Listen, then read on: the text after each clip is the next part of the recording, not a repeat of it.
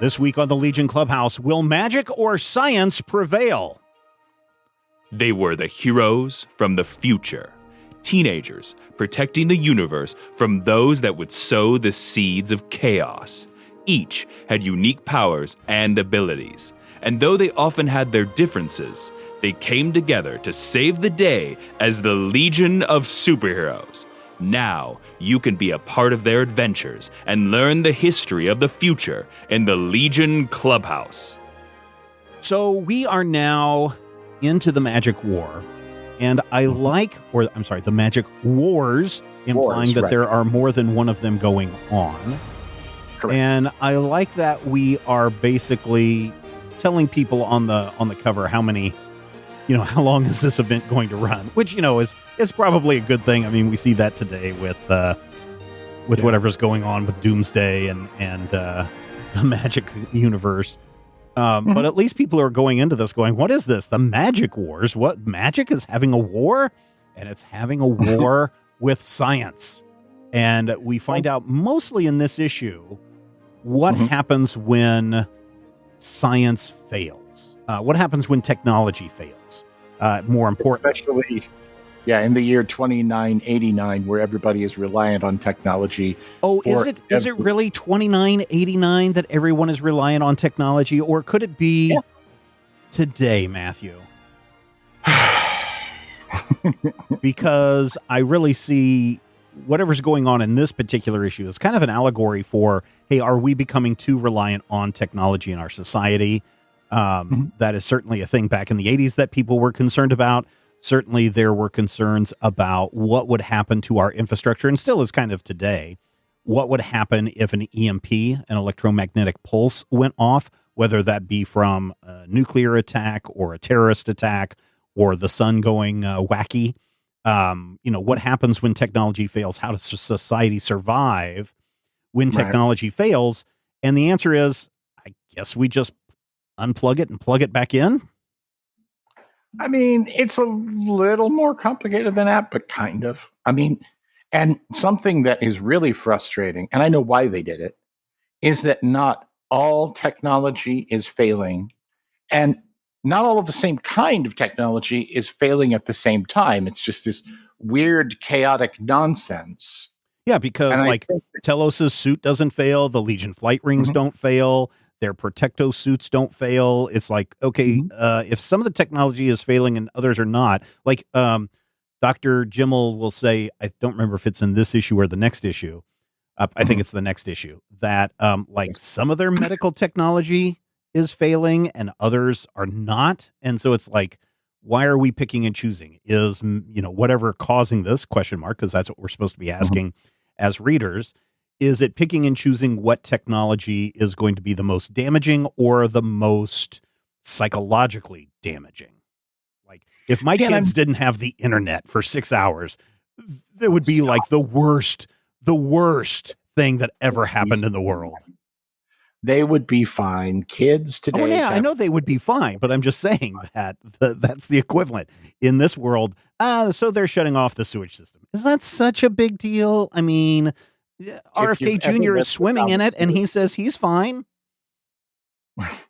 Okay. No.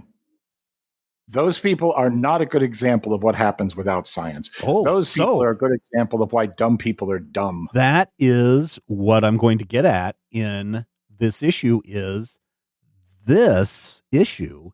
how cults seize power.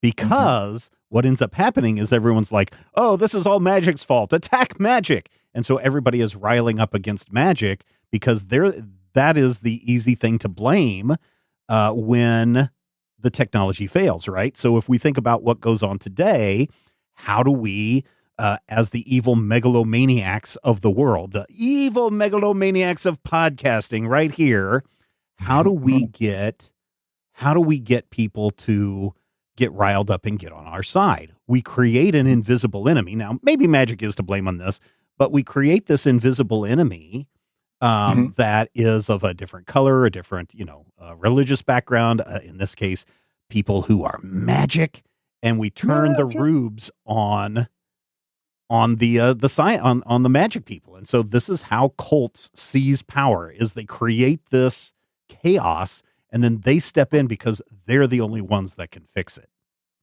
Because they made it. Yeah. Yeah. And it's definitely interesting to see, after so many years of the science police, being this infallible sort of, hey, let's put everybody in a box, to slowly seeing the change to a more corrupt science police who are, putting people in comas on Labyrinth instead of trying to hold them on Takran Galtos, and getting more and more, I don't necessarily want to say fascist, but definitely more fascist in their uniform designs. And Oh, then yeah. we see, when the niceties of society go away, Metropolis is immediately rising up. And I'm very confused by an early episode or early part of issue 60. Is it the one where on page 7 where a slightly teal man with blonde hair says, "Give us the wizard," and a guy in the background is, "He's destroying our planet. Down with magic, kill them all. Down with magic, kill them all." Is that the part that you're confused on? Because just turn on TV. I'm confused by the part where Ultra Boy starts to act and Bouncing Boy slams into him wearing his horrific mustache still. And then Bouncing Boy is all like, well, it's a weird moment because you have the population in riot. And I'm not sure exactly what Ultra Boy was going to do. But Ultra Boy was literally going to try and stop innocents from being hosed down by the science police.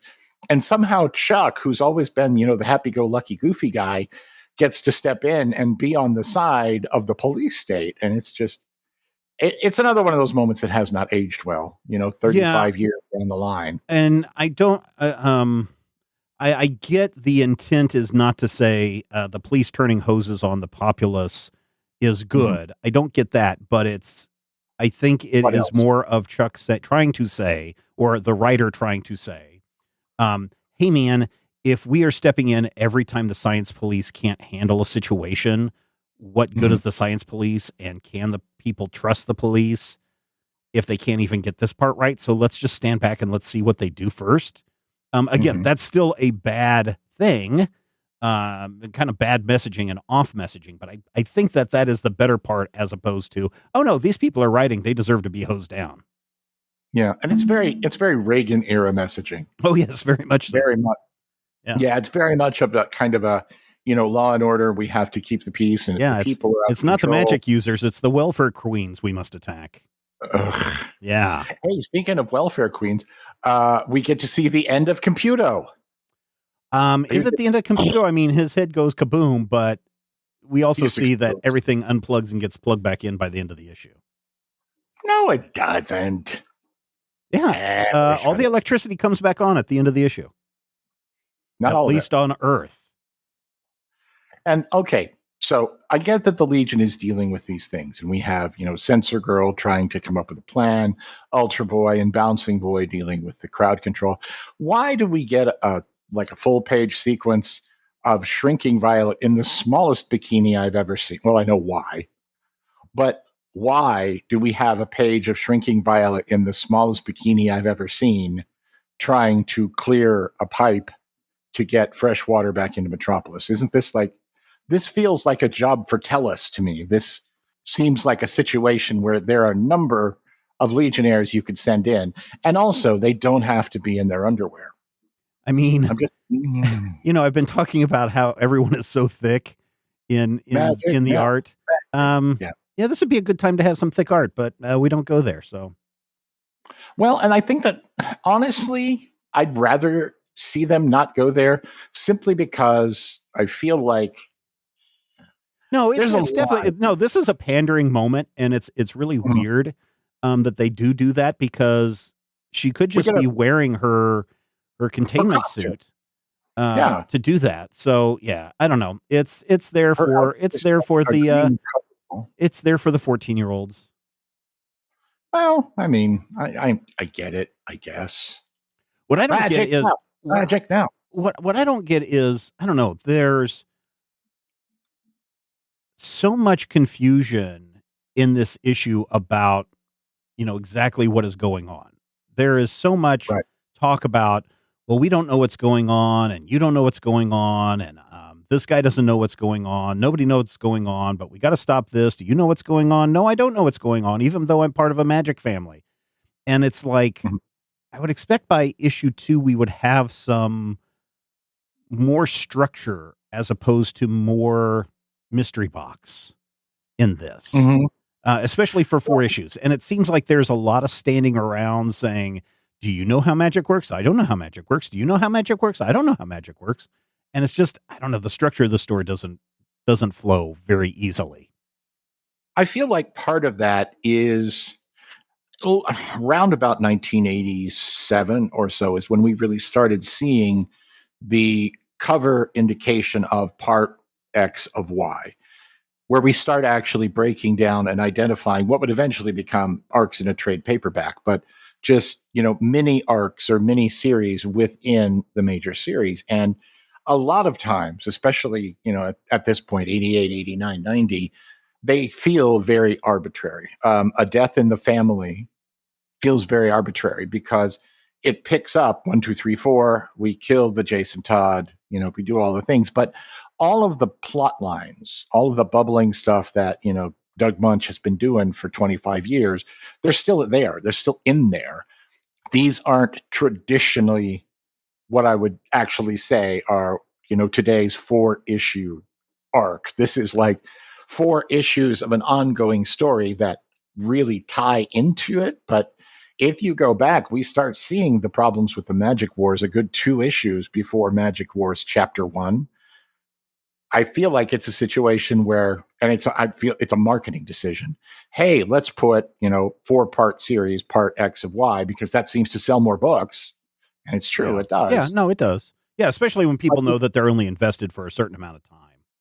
Exactly. You know that you're in and out in 4, and you can decide whether you're coming back. But so that would mean that in this case that there are probably, I'd have to go back, but that would be like there's probably 3 events a year in a comic like Legion of Superheroes, because you have big event like Magic Wars, then you're going to have like 2 issues of filler, and then big event for 3 or 4 issues, and then 3 or 4 issues of filler. So that only gives you like big event stuff 3 times a year. And so I guess you do want to hype it up. You don't want to drag. Honestly, I think 4 issues is fine to tell the story. I don't think things need to be drug out to 6 issues. And we see that now today. Like Boom Studios will do 4 and 5 issue miniseries. Dynamite will do the same thing because they know that we don't need to make a macro series like, the 12 issue maxi arcs that have gone out before. So I kind of dig a 4 issue event, because then you can dip in, and then once it's done, you can just dip out until the next thing. Yeah. When the origin of the limited series is kind of that fits and starts thing. It's like trying to explain who's the first black superhero in comics. There's a lot of asterisks, a lot of answers, but Lobo's not a superhero. Lobo's a cowboy. I mean, but to many people, he is. Well, those people are wrong. But here's the thing: when you get into that era, DC had the first limited series with World of Krypton in 78 or 79, and that's 3 issues.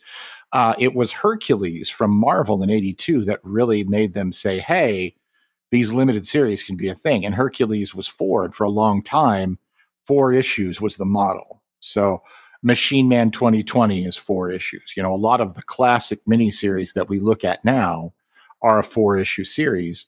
We're starting to get to the point where it breaks into the 90s. You'll see 6 issues and 5 issues, but 4 issues is really kind of a sweet spot for me, because you don't have, and I call it that 3rd issue slump, or right before we're getting to that, the 3rd act break, and we're doing whatever we need to do, and then we're going to have that big run to the end, and then we have to get off before the Beverly Hillbillies comes in at 8 a.m.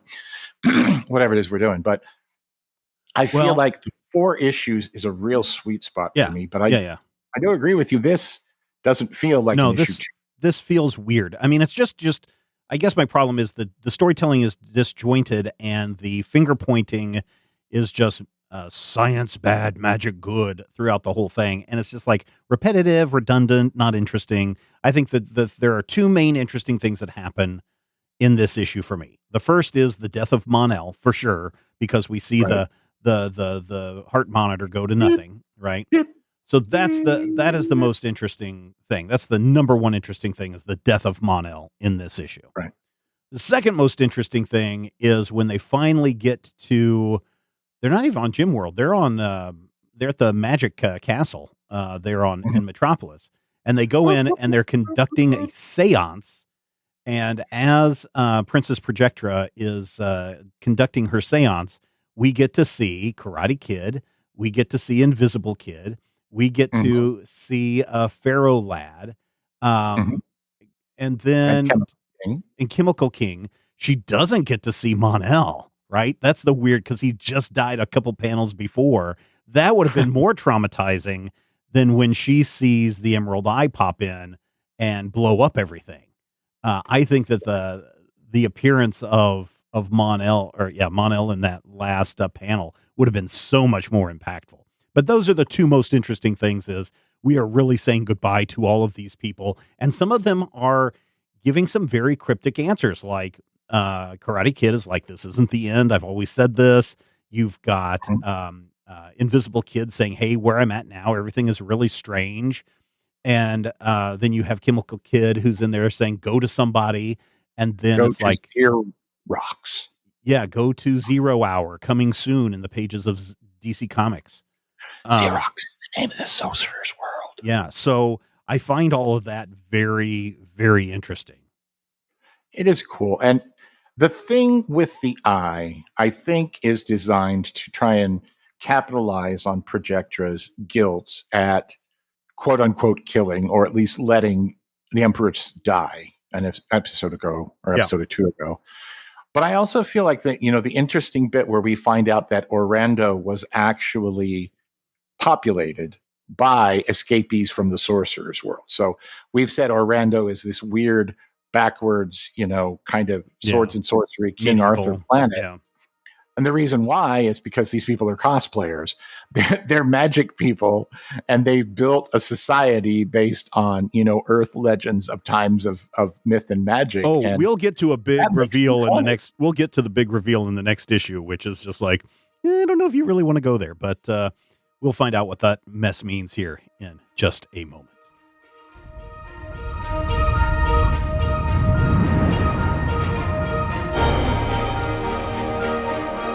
If you enjoy the show, we would appreciate your support. You can find out more and become a Legion Clubhouse member at patreon.com/major spoilers.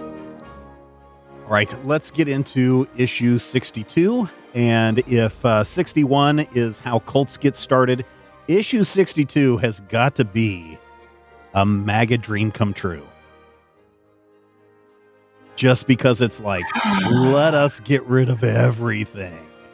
Let us just put everything down and lock it away, and down with science. The earth is flat. Down with science, we must. It is just a really weird take to have people just be like, yeah, we don't care about science anymore. Yeah. And for the last, couple of episodes, I've been going, oh man, it sure is great to have Al Gordon on inks. It's great that Mike DeCarlo is not inking anymore. DeCarlo's back. And it is such a weird mismatch with the new Giffen thing that he's doing. I think page 2, where Sunboy and Invisible Kid are having a discussion. It's not DeCarlo's fault that Invisible Kid is dark green. I'm still going to blame him. But the Sunboy... That's definitely a coloring issue, not an inking issue. The Sunboy heads throughout this page are weird and sketchy and look like Tintin. Oh, hey. It's just not a good match. Let's also not forget that we found out at the end of the last issue that with Brainiac 5 gone, Sunboy is the second smartest science guy on the team. I mean, he's a nuclear physicist. That's how he got his powers. I know, right?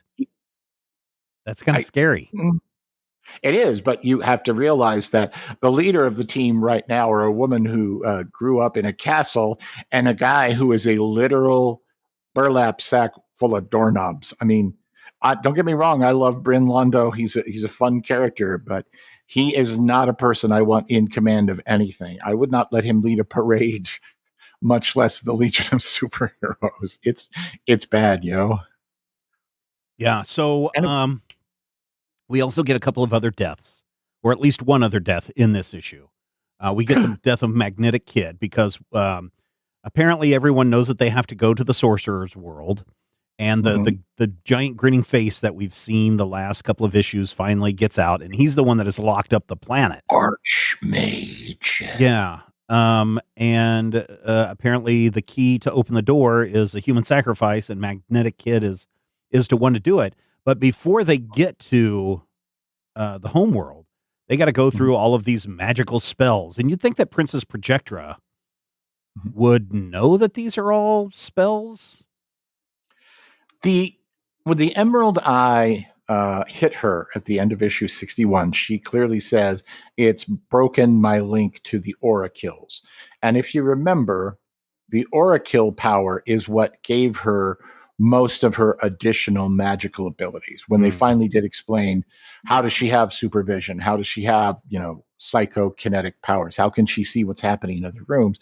What it came down to was magic. And so without most of her powers, she's now just kind of going, which... And of course, everything is in chaos now. Like, we even get to go to Kolu, and we get to see how quickly the society collapses on the planet ruled by technology and smart people. How the smart people are like, "I haven't eaten in days. Is that you, Brainiac 5? I'm so hungry. Here, eat this. This was Brainiac 4. And they're like, chomp, chomp, chomp, chomp, chomp. No, he learned how to hunt on Planet Coal. Don't you remember? It's made of people.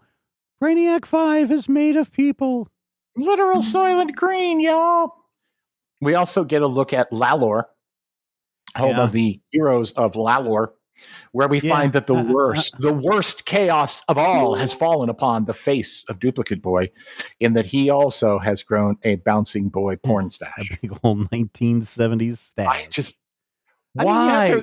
Okay, so if we're looking at what's his face here, the Duplicate Boy, that is definitely a reaction to Tom Selleck, right? That is a Tom Selleck mustache through and through. If we go and we look at a a bouncing boy mustache, we are definitely looking at like a what was the Hercule Poirot, the 1970s and 80s had this now I'm forgetting who the actor was, but it's definitely William Conrad? Yeah, maybe it's the William Conrad mustache that we're seeing here, but it's definitely not trying to, or maybe even Nero Wolfe or a I could see a Nero Wolfe. I'm trying to think of the other one that was a big TV thing in the 80s. What was the Fat Man, and what was that other CBS show that was on? Jake and the Fat Man. Jake and the Fat Man. William Conrad. Yeah, so I think that's what they're going for here. See, what I think happens, this is my personal headcanon, which, by the way, is spelled with 2 N's and not 3. It is a cannon in your head. It is not a cannon which explodes. Anyway, my personal headcanon is the Duplicate Boy has duplicated Chuck's mustache. Oh, maybe. But no, I'm definitely now that I'm looking at a picture of Jake and the Fat Man right now from 1987, that is definitely who they're going with Bouncing Boy. Yeah. Bouncing Conrad. And we know who Keith Giffen's favorite crime drama of the 1980s was. And I'm actually really sort of fine with that. I love William Conrad. William Conrad is one of those guys who, had a show, and part of the thing about his show before Jake and the Fat Man, which called him literally the Fat Man, was that sometimes he'd get into a foot race like Columbo or something. Well, Columbo didn't do foot races, like Mannix. And William Conrad would run about half a block and then start shooting. I like that. Yeah. You don't have to run. He's got the brains. and a gun. But nonetheless, the Legion must go to Xerox, the Sorcerer's World. Yeah, and I find it an odd choice to have a conversation about how all of the magic users are part of the 12 tribes of magic users. I just find that a little bit too on the nose and potentially a little bit too, if the magic people are the ones truly behind all this trouble, let's throw the Jews under the bus. Jewish writer Paul Levitz. I know, that's why I think it's so freaking weird. I think that it's another example of Levitz very subtly putting things into the story that come from his cultural background. We saw it when Colossal Boy became, canonically Jewish after years of, well, Alan is an actual surname in Israel, whatever. But I definitely agree with you that it's kind of a bad look, because it feels like he's like, I'm going to use this cool, bit of lore, but then it's like also Battlestar Galactica. Also, Battlestar Galactica was very big at the time, and they also had the 12 tribes going on. But I'm just saying that, you know what would be better? What would have been better is if all of the humanoid planets that we have been talking about all this time were seeded were from 12 different tribes. That's why all of the Legion members all look humanoid, except for Chameleon Boy. That would have been a little bit better. But here it's like, oh no, all the magic users are from 12 tribes. Magic users are bad in this series. Is that the messaging you want to get across? And I don't think that was intended, but looking back, that's just a bad move. Yeah. I mean, do you agree or not agree on that? I definitely see your point. I don't necessarily feel like it's baked into the crust of the story. I feel like it's definitely something where you have that particular cilantro, for lack of a better word. Yeah. You have a sensitivity to it, and that's cool. No, because I think this is one of those things that the people who get it will get it and go, oh, that's cool. But then if you think about media literacy, then suddenly you're like, that's it. Oh, that's the bad part here. And media literacy is literally your job. And so I think that, especially in 1989, but now I feel like it's definitely something where, you have to really kind of break it down to its essence to get it. And I'm not saying it's not there. I'm not necessarily bothered by it myself, but I am, technically one of the chosen people. So I feel like it's okay.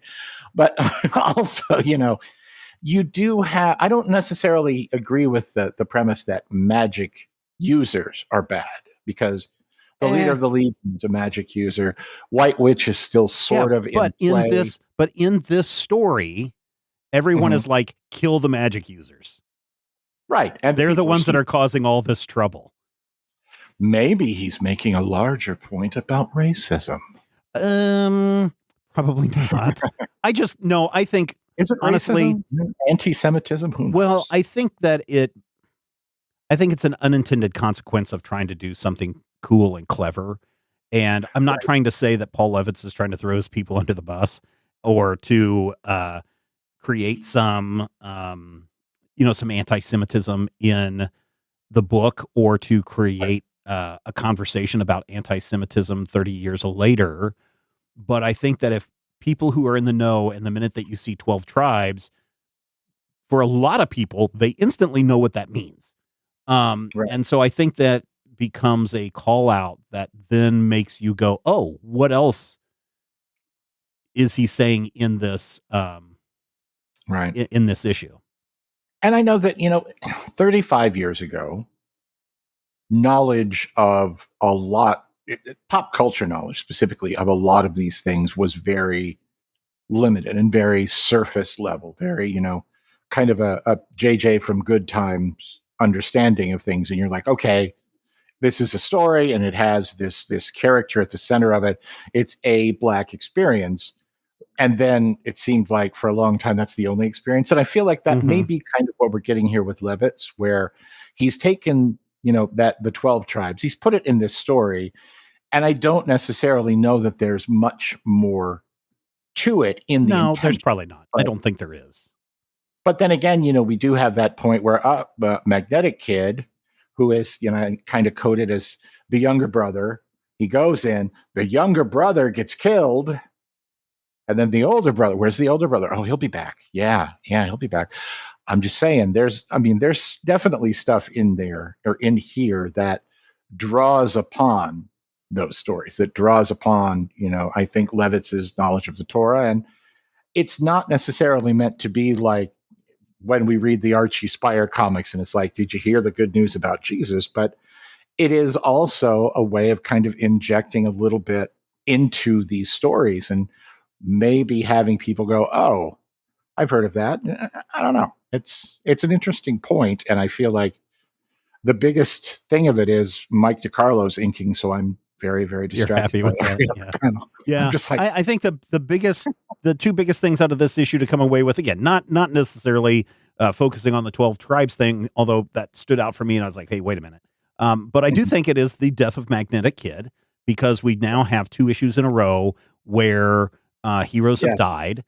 We also have basically severed the connection between the dead Legion members. So technically you could add 4 more Legion members to that roster of now gone forever kind of members. And I think the final thing is that the Black Lantern has been freed and is ready to zoom across the universe. His name is the Archmage. And once again, it's a faceless Giffen creature with a hideous maw full of 16-inch fangs. And I'm just, oh boy. When I was younger, I was kind of fascinated with the Rorschach test, the traditional Rorschach blot. Yeah. You were always worried about seeing your mother in those, right? Oh, shush. I feel like at this point, my Freudian issues are well documented to any of our shows. Okay. I have mother issues. I cop to it. But here's the thing about the Archmage is just that empty mouth with no eyes, full of fangs. I just feel like on some level, it's disturbing to me, just like on a visceral kind of level. And I feel like somewhere in the iconography of the Rorschach blots, I know I read something about how if you draw these, giant empty fanged mouths coming at people, you're seriously psychologically disturbed. And honestly, that may be the nicest thing I've ever said about Keith Giffen, but it is incredibly just, when I say, oh, I don't like body horror, I don't necessarily mean I don't like all body horror. Like I was very upset. You like this? No, I hate this. Oh, I was very, very upset when they sewed Bill to Buffy the Vampire Slayer in that one movie. And I was very, very bothered by, these faceless mouths. But I've also read stories where horrifying things are happening. And it's cool. It's fine. It's just these big empty fanged mouths just hit me on some level. And it's like, why do you hate your mother? I'm like, shut up. Just, well, I don't. The new thing today is like, when you look at this, so what is the first thing that you see? And they're not using the Rorschach blots. They're anymore. Like using like an elephant and a tree with a moon over it combined together. And it's like, what do you see first? The elephant or the pine tree and a moon? Oh, you've been sexually assaulted as a child. My wife forced me to join the Tickety-Tockety this last week. And I have seen... Is she trying to corrupt your mind? No, she just has a very successful Tickety-Tockety challenge, and it's a whole thing. And I was following somebody else because I made a TikTok account because somebody kept sending me TikTok links, and I wanted to know what the hell she was talking about. At that point, my wife was like, "Oh, you follow her," and I'm like, "You know what? I follow my wife now. It's primary follower." Dear listener, if you're having trouble following this conversation, you're not alone. But I tell you what, that is probably a good place for us to stop this week, because next time on the Legion Clubhouse, we're going to see how this whole Magic Wars thing wraps up. And also, we get to start the next big event when the Legion jumps forward 5 years later. That's next time on the Legion Clubhouse. The Legion Clubhouse is a production of Major Spoilers Entertainment, LLC, and is produced by Steven Schleicher. Your hosts were Matthew Peterson and Steven Schleicher. You can follow Matthew at Mighty King Cobra and Steven at Major Spoilers. You can follow this podcast on Twitter at Legion Clubhouse. If you have questions or comments, send them to podcast@majorspoilers.com. I'm Jason Inman. Until next time, eat it, Grandpa. This podcast is copyright 2025 by Major Spoilers Entertainment, LLC.